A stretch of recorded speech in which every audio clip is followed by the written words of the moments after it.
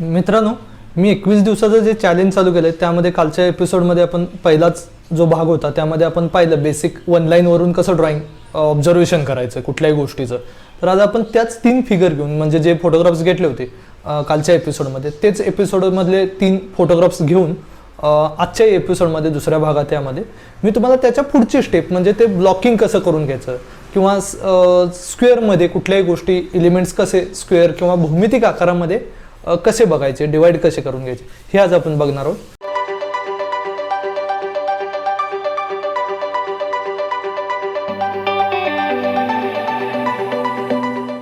नमस्कार मित्रांनो, आर्टिस्ट स्वप्नील पाटील या यूट्यूब चॅनलवरती आपल्या सर्वांचं स्वागत आहे. मित्रांनो, आज आपण कालचेच म्हणजे पहिल्या भागात जे आपण ड्रॉइंग बघितली त्याच फिगर आज परत करणार आहे. पण त्याच्या अगोदर मी तुम्हाला एक बेसिक काही फॉर्म्युला सांगतो. चेहरा हा पण शक्यतो सर्कलमध्ये बघा. त्याचबरोबर बॉडी असेल म्हणजे शोल्डरपासून एक मी आधी साईडला तुम्हाला व्यक्ती काढून दाखवतो.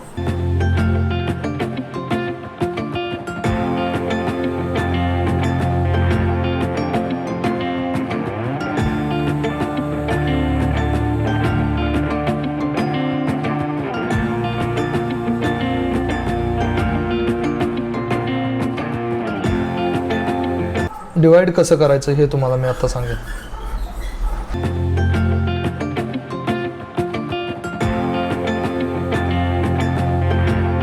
हे आता ड्रॉइंग झालेलं आहे. तर हीच गोष्ट आपण ह्या व्यक्तीचं हेड हे सर्कलमध्ये बघितलं.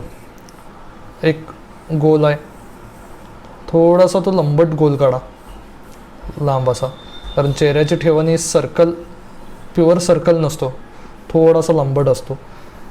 एका साईडला असेल तर सर्कल आहे, हा चेहऱ्याची साईड आली नाकाने तिकडून असा येईल जे हा लंबटच आला.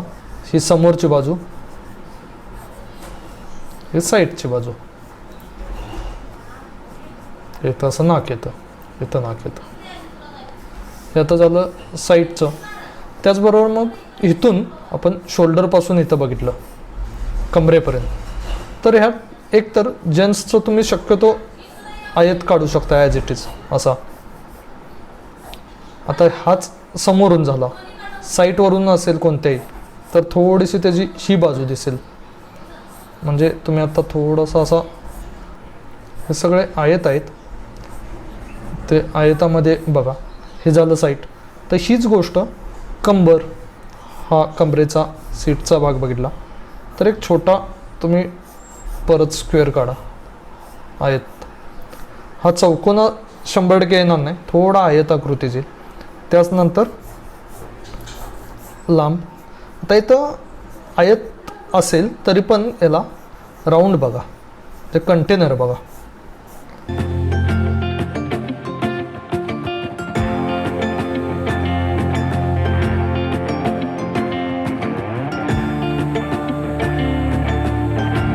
इतक्या ढोबळ मानात ते बघा. आता सगळ्यात महत्त्वाचं राहिलं म्हणजे मान. तर मान पण कंटेनरच. हे शक्यतो हाताचं राऊंड मारलेत तरी चालेल, बोटेनं. पायाचं पण तसंच लांबट राऊंड मारू शकताय किंवा त्याला डिवाईड करायचं झालं तर आयतामध्ये करा. मागची बाजू कमी असेल, इथं पाय वरचा येतोय हे असं. जी प्लेट झाली एक ती फक्त जाड आहे. आता जाड करताना कशी करायची, पाय झाला, इथून बोट,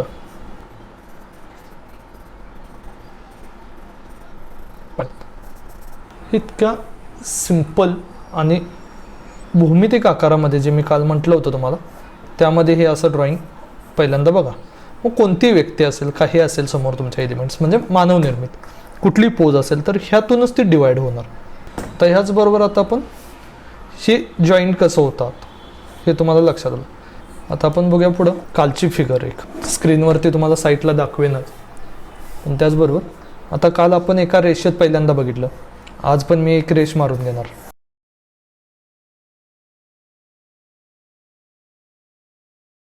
हे झालं कालच्या ड्रॉइंगनुसार.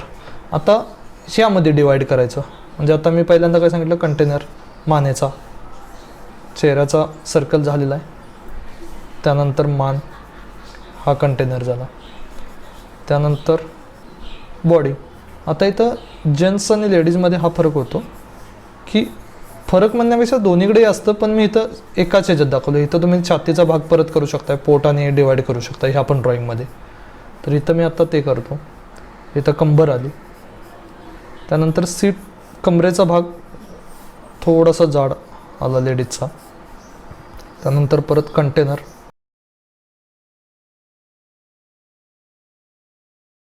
आता फक्त यात पर्स्पेक्टिव्ह ही गोष्ट महत्त्वाची असते. हात मागे पुढे आहेत, अंतर काय, डिस्टन्सवरती कोणते आहेत, त्यावरती त्याची साईज. इथून पुढे आपलं आता डिटेल्स चालू होतील. म्हणजे इतकं झालं की तुम्हाला एक ढोबळ आकृती आलेली आहे. मी आता आतल्या रेषा थोड्याशा रब करून घेतो. आता हे ड्रॉइंग जवळपास आपलं झालेलं आहे समजा. त्यानंतर आता मी काय करेन की मग चेहऱ्याचं बारीक, म्हणजे इथं डोळ्यांची लाईन आली, नाकाची लाईन आली. तर हे आत्ता मी कधी बघायला लावलं लक्षात ठेवा. मी पहिल्यांदा डिटेल्स नाहीत बघितलेत, चेहरा कसा आहे काय हे नाही बघितलं. त्याचबरोबर केस. तर हे झालं. त्यानंतर मग त्याचा ड्रेसचा ड्रॉइंग करायला लागलो मी आत्ता. आता बघा परत मी इथलं गळ्यातलं, त्याची ज्वेलरी, ह्या गोष्टी परत नाही लगेच बघणार. आता मी ड्रेस पण डिटेल्स न करता काय ड्रॉइंग आहे, कसा आहे त्याचा शेप ड्रेसचा, हे मी पहिल्यांदा बघणार. कुठून काय काय शेप आहेत, फोल्ड किती आहेत हे न मोजता. तर एक कमरेचा भाग.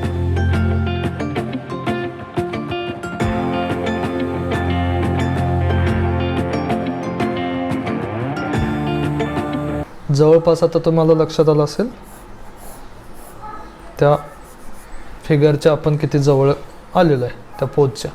हेच मी समजा पहिल्यांदाच ते चेहरा, म्हणजे हां हे डोळे असे आहेत, मग हे डोळे काढले आहेत, हे असं मी करत गेलो असतो तर मला ते, म्हणजे ती पण एक स्टाईल आहे काम करण्याची, पण ती मला आवडत नाही.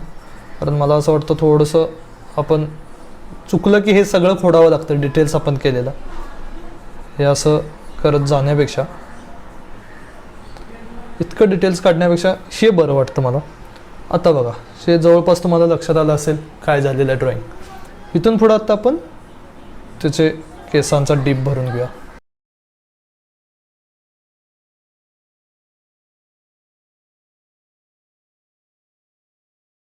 आता बारीक सारीक गोष्टी मी बघायला लागणार. म्हणजे काय तर मान कशी आहे, डोळ्यांचे डीप. आता बघा साईज मी चित्राची छोटी केली त्यामुळे मी त्यातले डोळेने हे बघणार नाही आत्ता पण परत, कारण ते बघितले तर मग खूप बारीक बारीक गोष्टी कराव्या लागणार. तर चित्राच्या साईजनुसार त्याचे किती डिटेल्स असावेत हे पण लक्षात ठेवा. म्हणजे प्रत्येक चित्रात बारीक सारीक गोष्टी केल्याच पाहिजेत असं काही नसतं. तुम्ही ज्या चित्राची साईज घेताय, किती साईजचं ड्रॉइंग करताय, त्यावरती त्याचे डिटेल्स ठरतात. जे आपण कुठलीही गोष्ट बघत असेल समोर, तर व्यक्ती कोणताही किंवा कुठलीही वस्तू आपल्यापासून खूप अंतरावरती गेली, खूप लहान व्हायला लागली, पण त्याचे डोळ्यातले लाईट्स आणि इतर गोष्टी आपल्याला दिसायच्या बंद होतात. तर तसंच आपण आत्ता मी इथं ते डिटेल्स कमी केलेत. आता मग फोल्ड आत्ता मी थोड्याशा करायला चालू करेल. आता बघा हे मी कधी मोल्ड काढलेत आताचे, जेव्हा माझं ड्रॉइंग बऱ्यापैकी जवळपास प्रपोर्शनेट आहे असं मला जेव्हा वाटतं तेव्हा मी त्याचे डिटेल्स चालू केलेत. हे मी पहिल्यांदा केलेले नाहीत.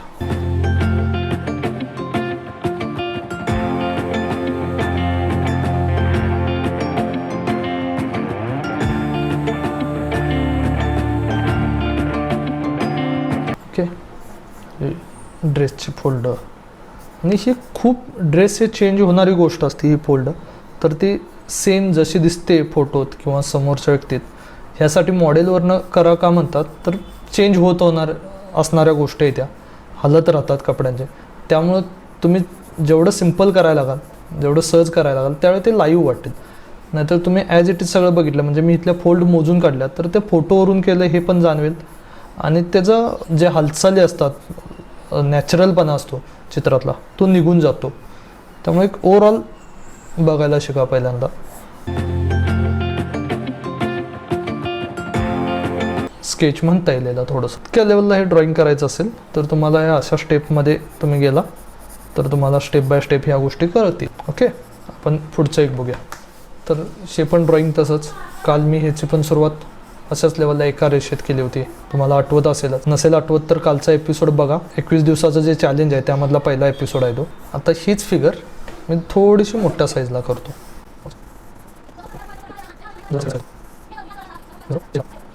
आता मी इथून पुढं स्क्वेअर जे दाखवलं होतं तुम्हाला मगाशी तसं दाखवतो. तर बघा, मला ह्या साईडची बॉडी दिसते, पोटाचा भाग आणि कंबर. तर इथून परत पाय, त्यानंतर हा एक कंटेनर. जेवढं तुम्ही भूमितिक आकारात पहिल्यांदा ड्रॉइंग बघाल ना तेवढं तुम्हाला ते सोपं होऊन जाईल.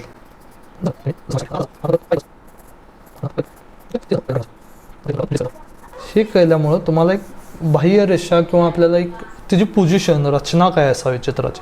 आणि अशा लेवलला केलं, समजा तुम्हाला एक पूर्ण पेपर ड्रॉइंग फायनल करायचं आहे किंवा कुठली फिगर करायची, तर त्याचं एक लेआउट कंपोजिशन जे आहे चित्राचं ते इतक्या बेसिक लेवलला ड्रॉइंग केल्यामुळे ते करू शकता. डिटेल्स केलं तर तुम्हाला रफ केलं तर पेपर खराब होऊ शकतोय.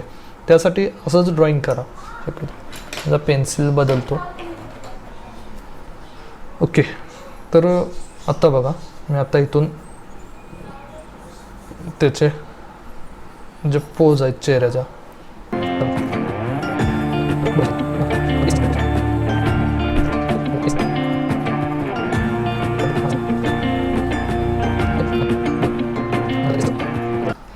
तर हे बघा, इथं मला जॉईंट मिळालेले आहेत हाताचे, त्यामुळे मी त्यालाच सपोर्टेड धरूनच पुढचं ड्रॉइंग करत चाललो आहे.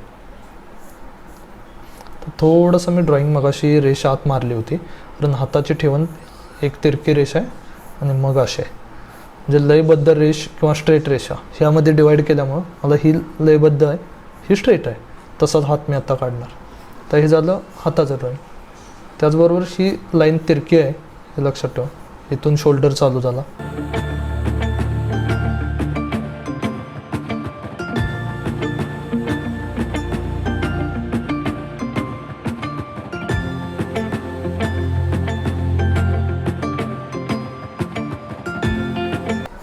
आणि हे ड्रॉइंग करत असताना त्याच्या पोझिशन बघा. एका रेषेत आहे हात, खाली वर आहेत. आता हा जर असा हात खाली आहे, शक्यतो रेषा रिपीट आल्या काही झालं तरी चालेल.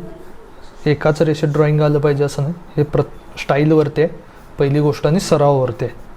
त्यामुळे ते एकाच रेषेत आलं पाहिजे याचा अट्टास धरू नका. म्हणजे माझं मोस्टली ड्रॉइंग असं रिपीट रेषांचं खूप असतं, तर ते काय ठीक आहे, ज्याच्या त्याच्या सवयीनुसार ते होतं. ओके, आता हे झालेलं आहे ड्रॉइंग.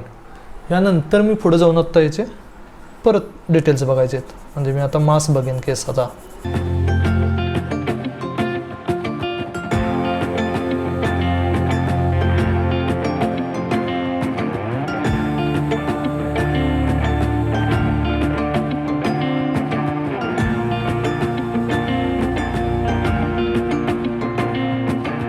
खूप काही दाखवत नाही आता.